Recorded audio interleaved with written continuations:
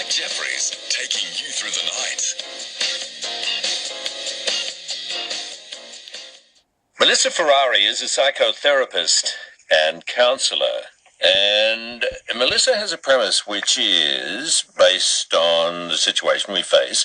January being the busiest time for family law lawyers, divorce is prevalent, apparently more acceptable in society. You need, says Melissa, to be more creative about how to keep the connection and bond alive with your partner or spouse. Melissa says saving a relationship can be as easy as saying hello. Melissa, thank you for coming on the program. Thank you for having me. As easy as saying hello? How so? Well, what I mean by that is that as a couple can learn that they can actually regulate each other's states. And what that means is that when we separate in the morning, the evening, when one partner goes off to work, two people might go off to work, or you may have one partner stay at home with the children and another partner might leave the home for whatever reason, we do feel a little bit of disruption about that is quite unconscious. And what we can do is, as couples, it's really important for couples to learn to realign their nervous systems at the end of the day. And what that means is your nervous system is a transmission of nerve impulses between different parts of the body and the brain. And what we're starting to understand now through couple therapy, that actually the way a couple greet each other at the end of the day can be very, very powerful in how the rest of the evening, the rest of the week, the rest of the month pans out. And the rest of their lives, I guess, for that matter. I used to have a woman who came on the program, and it was just one of those sort of accidental things that some of my contributors have been over the years. And she was either the quintessential ditzy blonde or she used to play that, you know, how some people do. They find what works for them in life, and I guess it did for her. And she had a sort of breathy voice, and she said, when your man comes home from work and it's obvious that he's had a stressful day, the best thing is not to ask him how his day was. The best thing was just to say, poor baby. What do you think? I think that's beautiful. Do you really? I do. I think that's beautiful. And I think it leads into what I wanted to talk to you about tonight, which is actually what's called the Welcome Home exercise for couples. Yeah. And this exercise was created by a wonderful man named Stan Tatkin, who in my class is probably one of the leading couple therapists in the world. And I had the fortunate experience of being able to train with him last year in Canada. And he taught this exercise. And it goes on the premise of what that lady was explaining. But it just adds a little bit more. It adds that we actually are able to regulate how each other feels through full body contact. When we've been out during the day, we go through all different states, and we all know that. You can go through sad states, angry states, happy states. But when you come home, it's great to create a peaceful environment. And a great way to do this is through this Welcome Home exercise. So do you want to hear how it goes, Jeffrey? Tell me. Okay. Whoever is home greets the partner. So they stop doing whatever they're doing, whether they are vacuuming, on the phone, on the computer, anything. Their job is to go to the door, to the person that's coming from the outside in. And the idea is the couple give each other a full body embrace.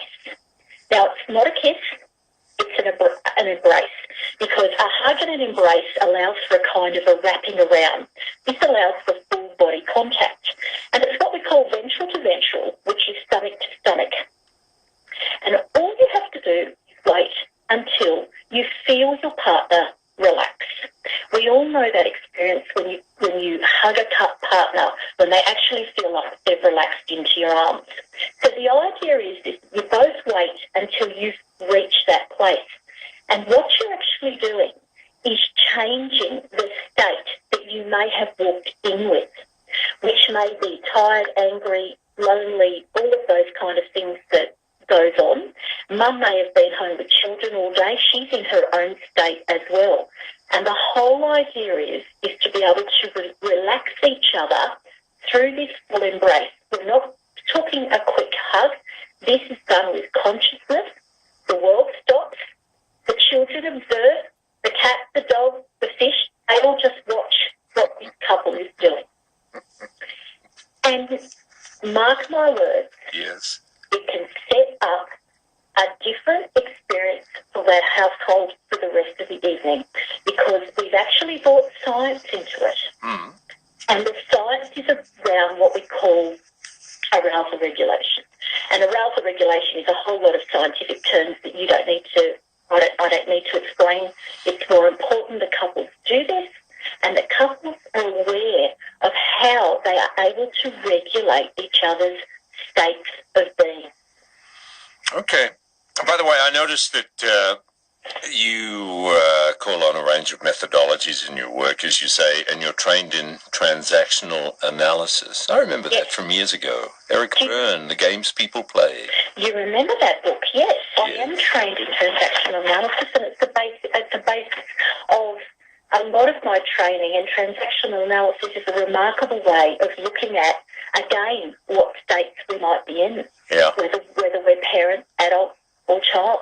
And so, if I recall correctly, parent, you're essentially dealing with whatever it is the way your parents would have. Child, it's interesting, the child thing, isn't it? You see a lot of that in entertainers because the child can be very charming. Am I right? So the childlike quality is what makes an entertainer so likable. Unfortunately, with childlike quite often goes childish, so they can be a handle to deal with. And the adult in transactional analysis, the adult is when the chips are really down, you stop fooling around, you cut all the crap, and you really deal with it because the organism needs to survive, right? Exactly, and you get on with it. Yeah.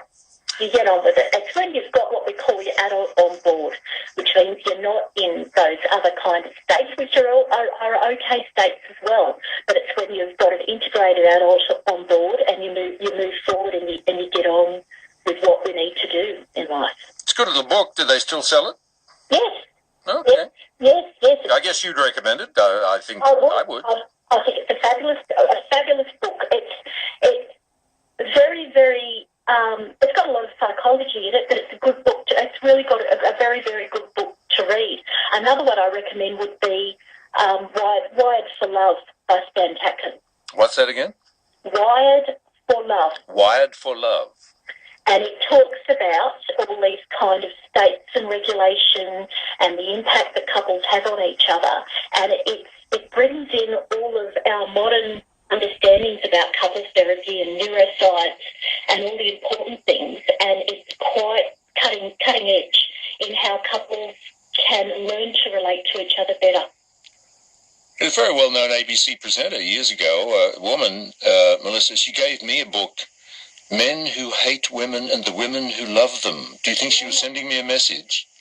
Oh. I don't know, just asking. I don't know. I don't know you that well much. She may have been. Did you think she was? I have no idea. I just thought the book was kind of out of the blue. Was that a good reflective therapist kind of answer to give you there? This is from the School of Therapy, is it, Melissa? Is this where you say, the important thing is how you feel about it? That's right. Well, I hope I don't do too much of that, but we therapists sometimes do find ourselves in a place where we may need to do that sometimes. Melissa, I appreciate you coming on the program. Thank you very much for that. Thank you. Lovely. Thank you for having me. Melissa Ferrari is a psychotherapist and counsellor. Mike Jeffries for Clive Robertson, back in 2015 on Your City, Your Summer Station, Sydney's 2UE 954.